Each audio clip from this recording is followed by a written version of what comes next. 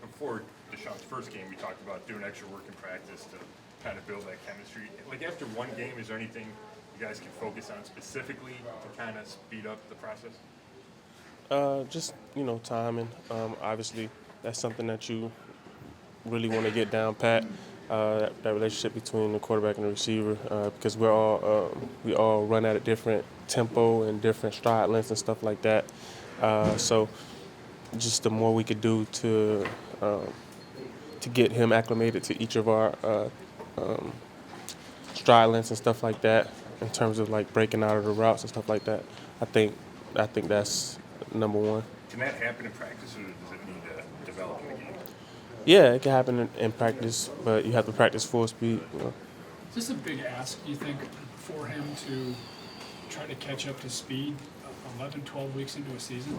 No, I mean, he's a professional quarterback who has played at the highest level. I don't think so. It's just rhythm and timing, and then once it comes, it's gonna be there. He's talked about being a guy that he throws with anticipation. In other words, he'll throw to a spot expecting that the receiver is going to be there at a given second. Just how difficult is that for not only on the quarterback side, but as a receiver, that timing and chemistry? How difficult is what? To be where he's anticipating that you're going to be at the exact time that. It's not as difficult as you making it sound.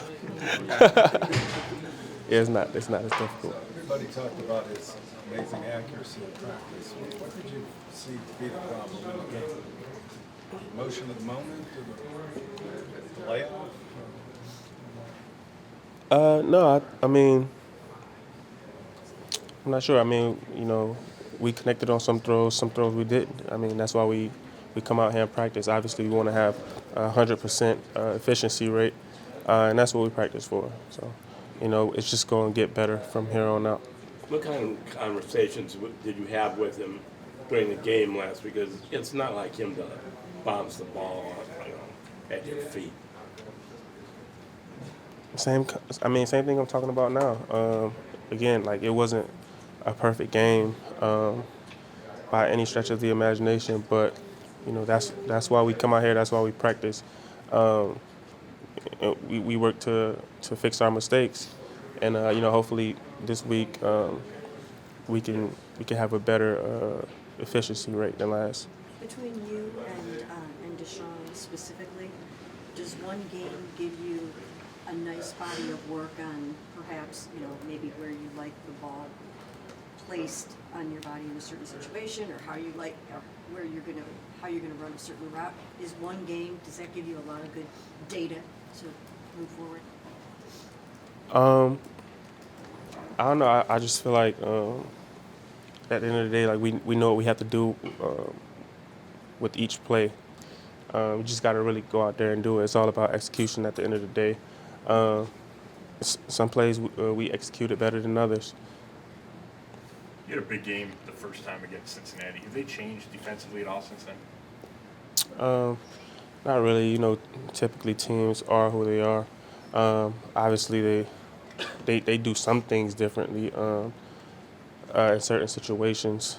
As far as percentages, might blitz more in one situation, but for the most part, they're really the same. Yeah.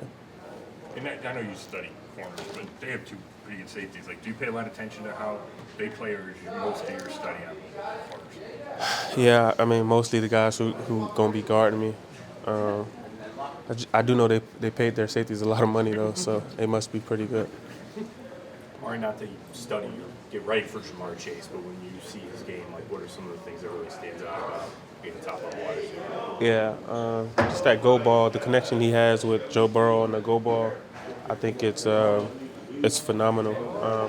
Whether he's beating the DB, Jamar's going to throw it out. Joe Burrow is going to throw it out there, and if he's not really beating the DB, he's going to get that perfect back shoulder ball. So it's really always a win-win for him. And every time they throw it, 9 times out of 10, it's a big play. So, that's something that every receiver wants to have with their quarterback, that go ball connection.